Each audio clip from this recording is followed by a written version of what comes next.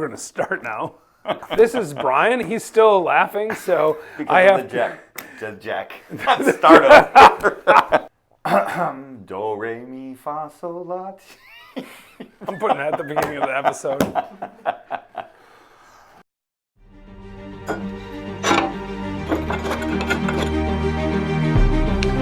Welcome to the Old-Fashioned Real Estate Show, where hosts Brian Leverage and Jeffrey Holst pour out old-fashioned real estate advice. Episode 22. Welcome to the Old Fashioned Real Estate Show. My name is Jeff Holst, I'm Brian Leverage. and I see you're not laughing this time, so that's good. No, I let the joke kind of go initially for a few seconds. Right. I think I got it out of my system. Perfect, Yeah. perfect. So we're going to talk about something today that's pretty exciting, and Besides jokes. that's right. Yeah. And that's partnerships. Okay. All right, Yeah. partnerships. So we're going to talk about why they're important and like how you can structure them. Sure. So, Brian, have you ever used a partnership? Just about in every deal I've ever done. Have you ever not used a partnership? Maybe a couple of times. Yeah. So, interestingly, even though I have a fair amount of real estate, I don't believe I've ever owned a house that wasn't my own house. Yeah. Not in a partnership. Besides even your house, if your wife's on the title. Yeah, well, Yeah. my very first house was before I was married, and I did own that Yeah. in my own name. Right. But since then, I don't believe I've Right. ever owned real estate outside of some But from kind an of investment perspective, you've never not done a deal that wasn't some form of a partnership. That's right. Yeah. That's right. So I think partnerships are super important. And the reason I wanted to have this conversation today is just this morning I was sitting down for breakfast with a couple of real estate investors, a husband and wife couple, local here in Chattanooga. And the wife told me that she was opposed to partnerships, that she didn't like the idea of doing partnerships. And I argued to her that she should do partnerships, and I gave her some examples of some partnerships that I'd done that had worked out super well. Yeah. And then she kind of came around. So I thought, we could have that same conversation on video over a drink instead of bacon. That's right. I, on the other hand, as opposed to her, am not opposed to partnerships whatsoever. In fact, I'd argue quite the opposite, that they have greatly enriched my life personally, as well as in business. And I would agree with that, by the way. Not for, they probably have enriched your life, but You've enriched for my life me, a little bit, well, yeah. thank you. And we are partners. But in all fairness, I would completely agree that partnerships have been very, very good for me. And I think there's a couple of reasons why they're important. One is they've allowed me to access deals that I wouldn't otherwise have been able to do. And so, fleshing that out a little bit, what that really means is if you have, say, $20,000 of your own to invest using a traditional 80% financing to 20% down model, you could get $100,000 property. Sure. If, on the other hand, you had four other partners, each with $20,000 apiece, Sure. you could now buy a $1 million property. Yeah, that sounds right to me, yeah. So, Or at least a $500,000 property since it was five people. well, but- you get tricky with the financing, Right. maybe get a little higher leverage, sure. So, Sure. But the point this is... isn't our first Yeah. episode we filmed today. That's almost always the case. But unless it's the first episode we film, in which case it's not. But the point is, though, when Brian and I partner on a deal, we're able to put, if we each put in the same amount of money, we can get double as much property as if only one of us did. And that might not matter if it was like, I'm going to buy a single family and you're going to buy a single family. But if we want to buy an apartment complex, we might need to have a bigger down payment and therefore might need some partners. So that's where you can assess deals that are bigger, but you can also get some expertise. Like Brian is a builder by trade.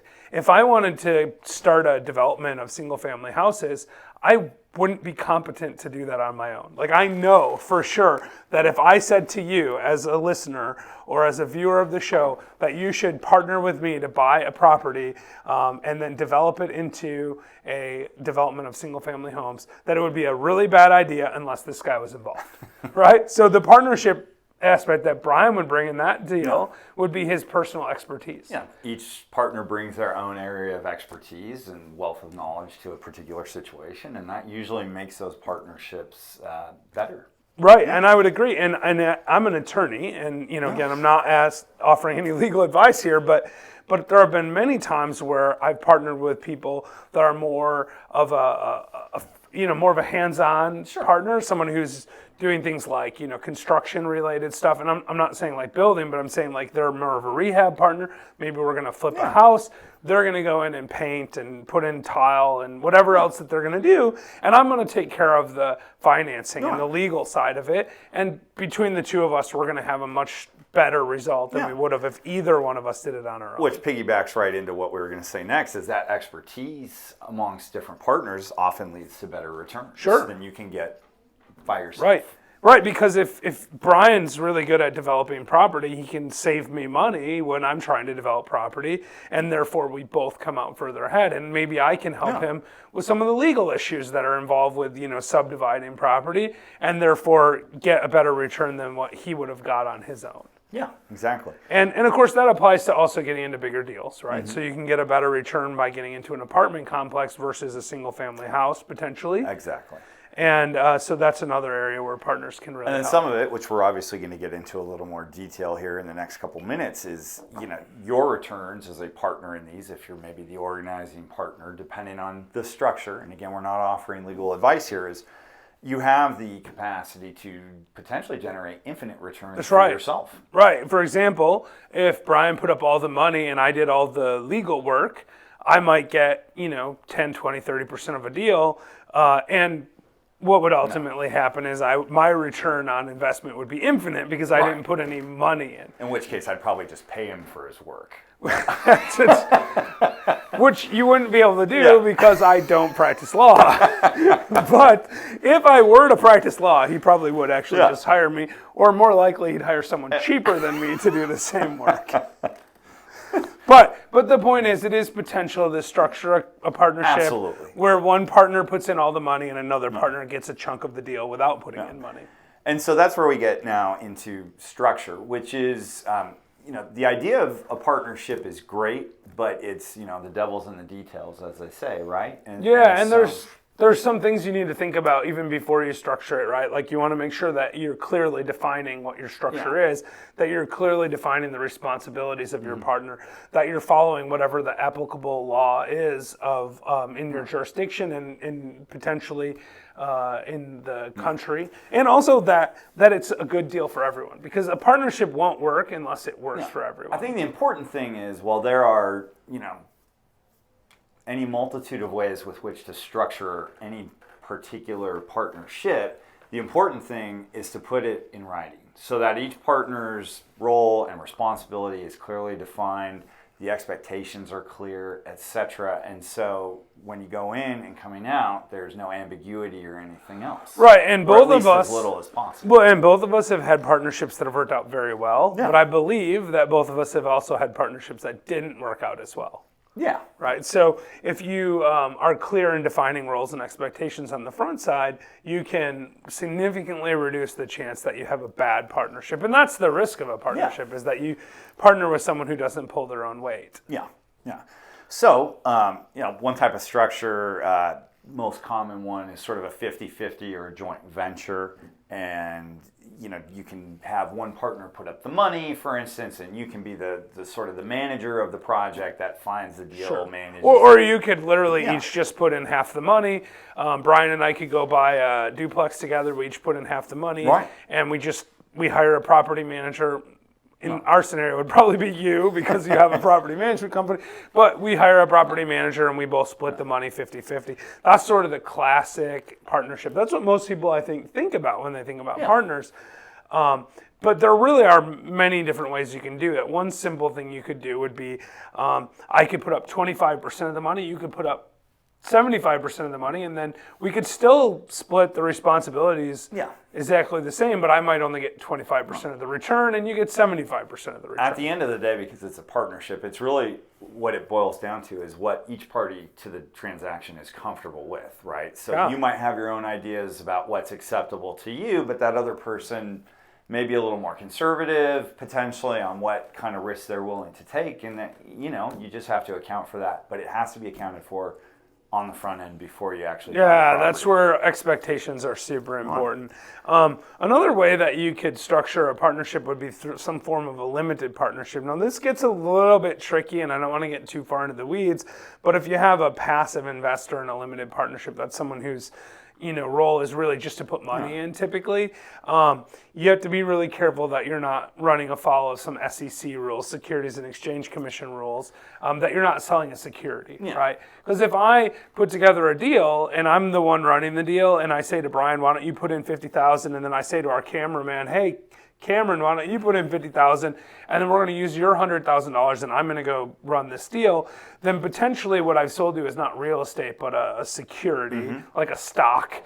And if that's the case, I have to make sure that I'm complying with the Securities and Exchange Commission rules. So you do need to be careful about that. But the point is, you have a tremendous amount of flexibility again to do various deals. And you also want to understand that type, with the partnership structure that you're looking at, and we're discussing limited partnerships here. So in a limited partnership, as maybe the managing partner in that, you're the one that really carries most of the liability. Right? Yeah, because absolutely. the limited partners have their capital at risk if this is structured correctly, but you're the one who's on the hook with the lender, assuming you've got some type of financing. You also are on the hook with your investors as well. Yeah, and also because you're the general partner in that scenario, you're also going to be liable for the actions of the company in a way that the limited partners who aren't actively managing the company potentially would not. And again, this is where you need good legal advice. Yeah. So we're not giving legal advice. We're just saying that there are different ways that you can structure a partnership. And you can get super creative with this stuff. Yeah.